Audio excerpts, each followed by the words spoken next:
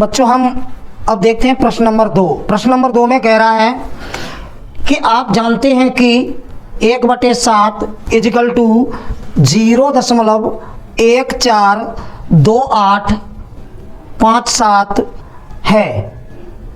वास्तव में लंबा भाग किए बिना क्या आप बता सकते हैं कि 2/7, 3/7, 4/7, 5/7, 6/7 के दशमलव प्रसार क्या है? यदि हाँ तो कैसे? इस प्रश्न में आपको हिंट भी दी गई है। संकेत में लिखा गया है कि 1/7 का मान ज्ञात करते समय शेषफलों का अध्ययन सावधानी से कीजिए। तो हम ये देखते हैं कि ये प्रश्न जो कह रहा है कि जैसा कि प्रश्न में आपके कह रहा था कि 1/7 इजिकल टू 0.142857, ये जो लाइन है बच्चों, ये लाइन इसका प्रतीक है कि इन्हीं अंकों की बार बार पुनरावृत्ति हो रही है। तो हम देखते हैं कि इनकी पुनरावृत्ति हो रही है या नहीं। तो इसके लिए वही प्रक्रिया है जो इससे पहले बताई थी। 1/7 का मतलब है कि 1 में 7 का भाग, यानी 7 का भाग 1 में देना है। तो देखिए 0 दशमलव लग जाएगा, यहाँ 0 आ जाएंगे तो 7 एकन 7। अब बचेगा आपका 3 और 0 का उतारा आ जाएगा। अब 7 चौकू 28। अब बचेंगे 2 और 0 को उतारा आ जाएगा। अब 7 दूनी 14।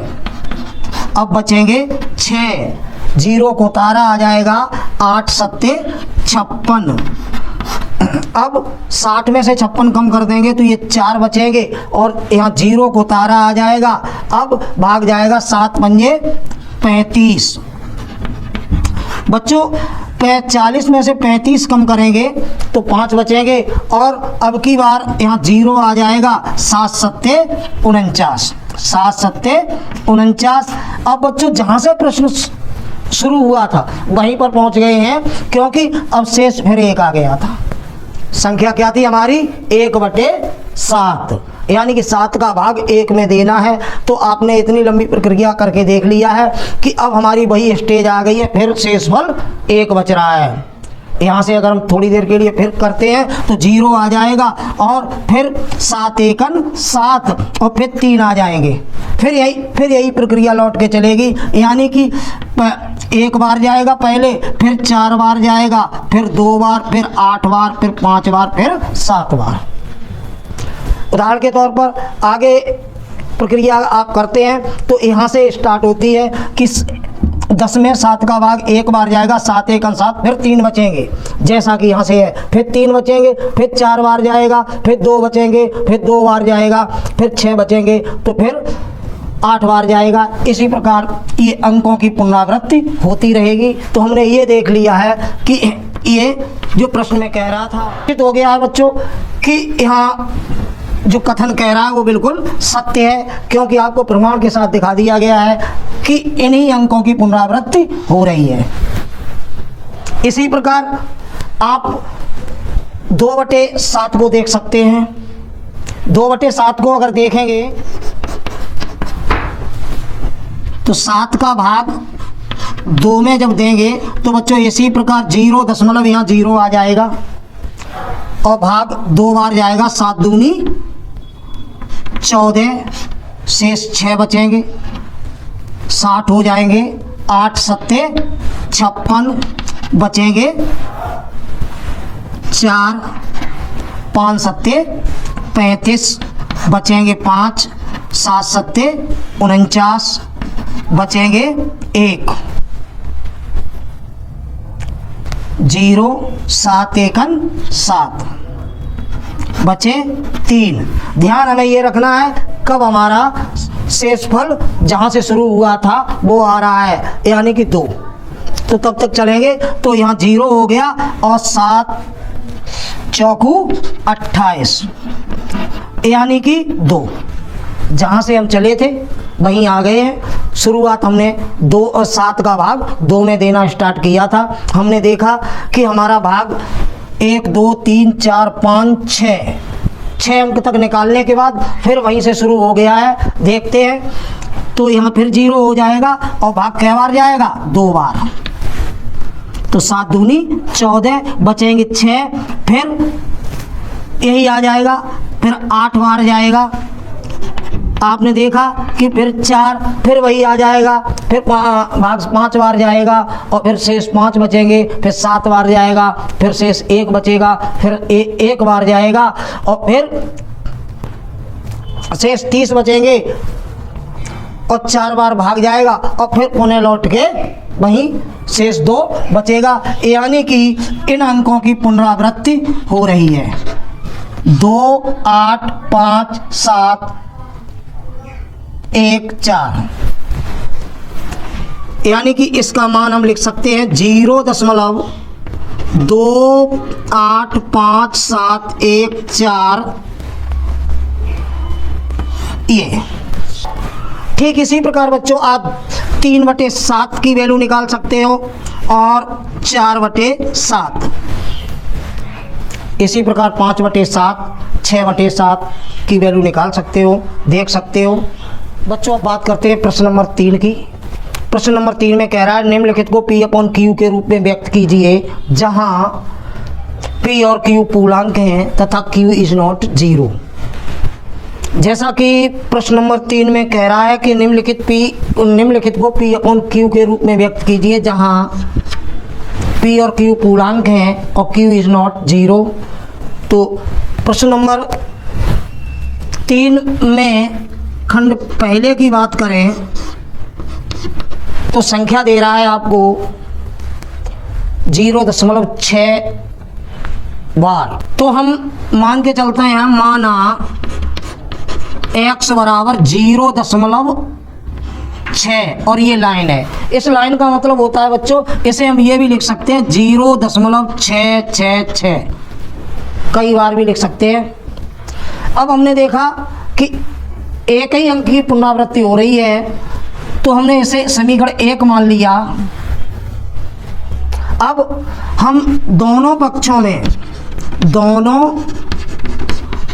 में 10 का, क्योंकि एक अंक की पुनरावृत्ति हो रही है इसलिए 10 का गुणा करने पर तो ये 10x हो जाएगा और बराबर अगर 10 का गुणा 0.66 में करें तो ये 10x बराबर 6.6 आ जाएगा।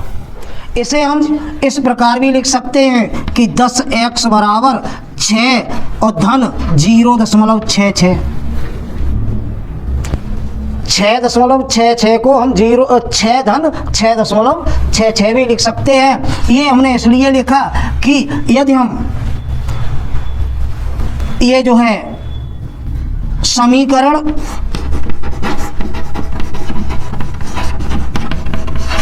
फर्स्ट व सेकंड से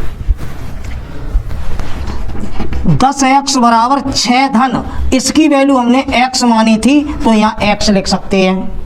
इस x को इधर ले आइए तो 10x माइनस x बराबर 6, 10x में से x गए तो 9x बराबर 6, तो ये x बराबर 6/9। यानी कि बच्चों 6/9 को 3 से विभाजित कर दो तो 3 दूनी 6 और 3 त्रिका 9। यानी कि ये हमारा मान के चलिए कि x बराबर आपका 2/3 आ गया और ये x किसकी वैल्यू थी 0.6 बराबर 2/3। अतः जो भी संख्या हमारी दी गई थी उसे हम P/Q के रूप में 2/6 लिख सकते हैं। इसी प्रकार बच्चों इसके जो प्रश्न नंबर 3 के पहला तो हमने करके दिखा दिया, दूसरा और तीसरा है करना कुछ नहीं है, आपको इसी प्रकार हल करना है एक्सरसाइज के तौर पर। और यदि आपको कोई भी समस्या आती है तो हमें कमेंट कर सकते हैं, उसका सॉल्यूशन आपको निश्चित भेजेंगे। तो बच्चों प्रश्न नंबर 4 देखते हैं। वो कह रहा है कि 0.9999 को P/Q के रूप में व्यक्त कीजिए। आगे कह रहा है कि क्या आप अपने उत्तर से आश्चर्यचकित हैं? अपने अध्यापक और कक्षा के सहयोगियों के साथ उत्तर की सार्थकता पर चर्चा कीजिए। तो बच्चों प्रश्न में जितना कह रहा है कि 0.999 को P/Q के रूप में व्यक्त कीजिए, तो ठीक इससे पहले जो प्रश्न किया था उसी प्रकार है। हम देखते हैं कि ये है आपका प्रश्न 0.9999, यानी कि एक अंक की पुनरावृत्ति हो रही है, वो संख्या कौन सी है? 9। तो हम इसे लिख सकते हैं, माना x बराबर 0.9999। इसे समीकरण अगर 1 दे दें तो दोनों पक्षों में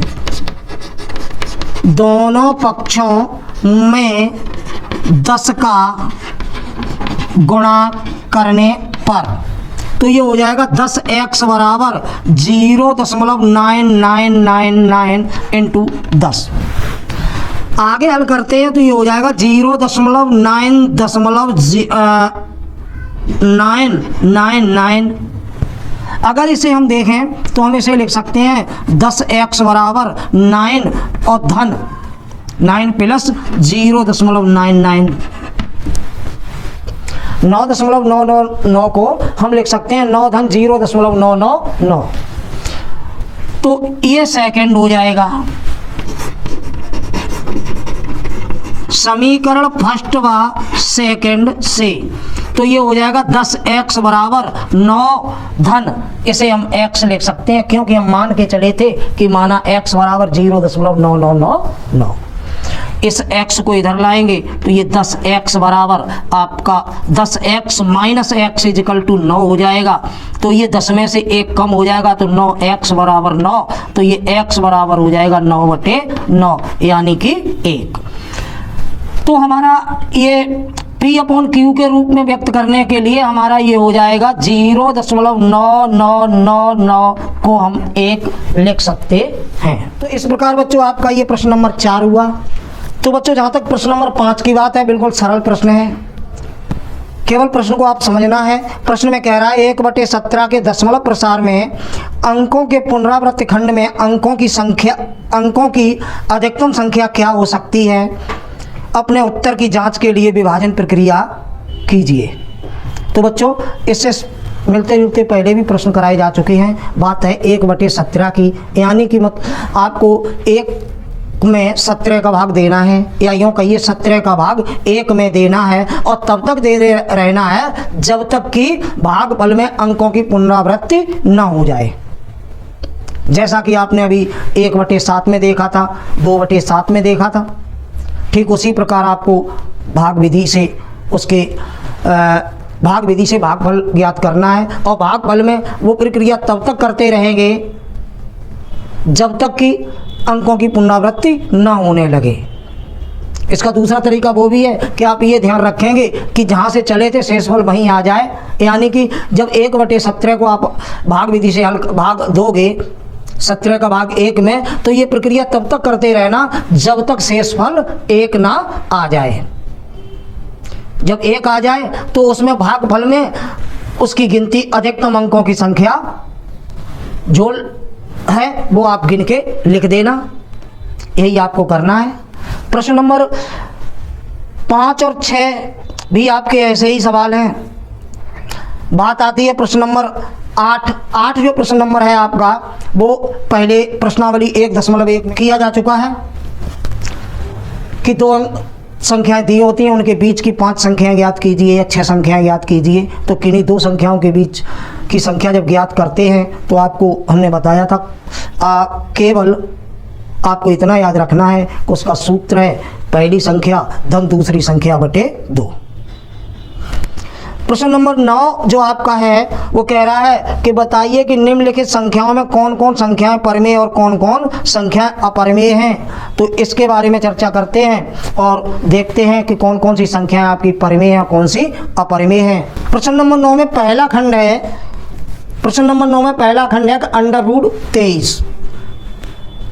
प्रश्न जैसा कि पूछ रहा है कि कौन सी संख्या परिमेय है कौन कौन सी अपरिमेय है। तो जहाँ तक √23 की बात आती है, 23 एक ऐसी संख्या जो अभाज्य संख्या है आपकी, वो किसी से न कटने वाली संख्या है, अभाज्य संख्या है और वो भी वर्गमूल के अंतर्गत है, अतः ये अपरिमेय संख्या होगी। कैसी होगी? अपरिमेय संख्या होगी। तो हम लिख देंगे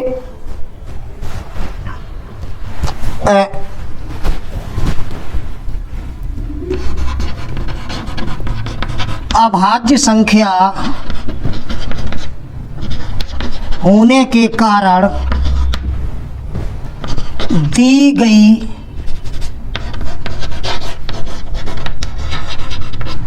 संख्या अपरिमेय होगी।